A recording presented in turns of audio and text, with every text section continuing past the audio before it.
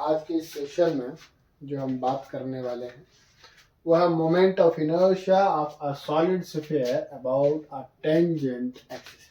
देखिए, इससे पहले वाले क्वेश्चन में मैं ये भूल गया था यहाँ पर लिखना कि ये जो भी स्फीयर होगा, ये वाला पोर्शन वहाँ पे हमने नहीं लिखा है।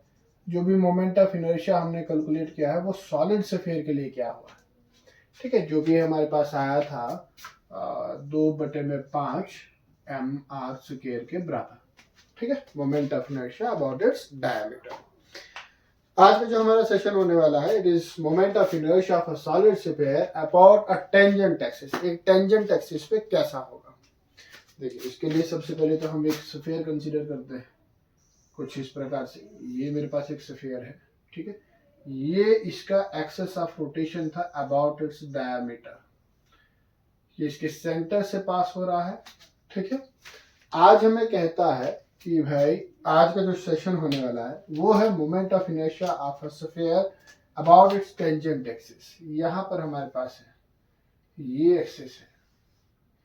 अब हम अगर इस एक्सिस पर इसको रख के घुमाएंगे तो बताओ भाई आज का मोमेंट ऑफ इनर्शिया हमारे पास कितना होने वाला है। कल का हमारे पास ये था, है ना। तो अगर मैं इसको वाई डैश एक्सिस रखता हूं तो आज अगर मैं इसको ए बी एक्सिस रखता हूं तो ए बी एक्सिस पे इसका मोमेंट ऑफ इनर्शिया कितना होगा। तो इसका मोमेंट ऑफ इनर्शिया कितना होगा।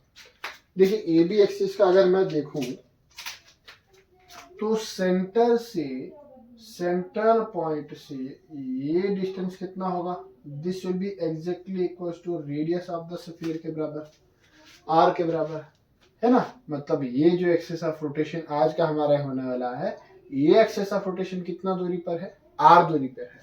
और ध्यान दीजिए कि अगर ये डायामीटर था, यहाँ से पी क्यू अगर इसका डायामीटर था, पी क्यू के अलावा हमने कल निकाला था जो हमारे पास आया था 2/5 mr²।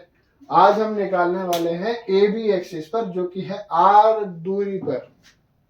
कितने दूरी पर हमारे पास, आर डिस्टेंस की दूरी पर है। रेडियस जो है, रेडियस के अलोंग ही वो टेंजेंट होगा। मतलब रेडियस के अलोंग, सॉरी रेडियस के अलोंग नहीं होगा, मतलब रेडियस की दूरी पर ये टेंजेंट होगा। अभी हमें इसको यहां से पकड़ के घुमाना है। तो जब ऐसा होगा तो हमारे पास moment of inertia about A B क्या आएगा।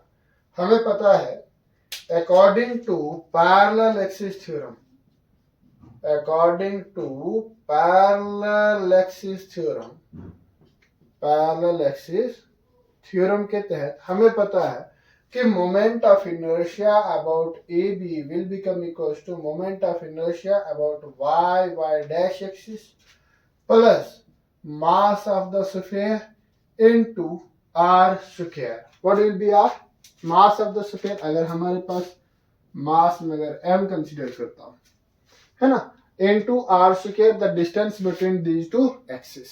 ठीक है, इन दो एक्सिस के बीच का डिस्टेंस। ओके भैया, तो चलिए कैलकुलेट कीजिए कितना आता है। I A B equals to 2/5 mr² plus mr²। This is moment of inertia about its diameter जो हमने कल निकाला था, लास्ट वाले सेशन में निकाला था। ठीक है, अच्छा भैया, तो आई ए बी कितना आएगा sir.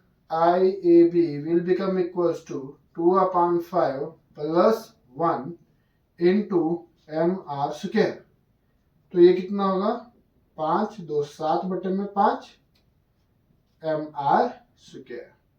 This will be the moment of inertia about the tangent of a solid sphere. देखो, सॉलिड स्फीयर के लिए मोमेंट ऑफ इनर्शिया अलग आएगा और हॉलो स्फीयर के लिए अलग आएगा। इस स्फीयर के अंदर कोई भी कैविटी नहीं है, तो यहाँ पर इस एक्सिस के अलोंग इसका मोमेंट ऑफ इनर्शिया कितना आएगा, 7/5 mr²। ठीक है भैया, उतना ज्यादा इस क्वेश्चन में कुछ था ही नहीं। ठीक है, लेकिन हाँ, इसका जो डायमीटर वाला जो मोमेंट ऑफ इनर्शिया जो हमने लास्ट सेशन में किया था वो थोड़ा सा डिफिकल्ट था। ये मैंने आपको होमवर्क दिया था। चलिए भाई, जिससे निकला है वेल एंड गुड, जिससे नहीं निकला है आज के सेशन में हम इसको खत्म करते हैं। ठीक है, तो चलिए बहुत जल्द मिलते हैं नेक्स्ट सेशन में। तब तक के लिए जय हिंद, जय भारत। अपना ध्यान रखिए, पढ़ते रहिए, हंसते रहिए, मस्त रहिए।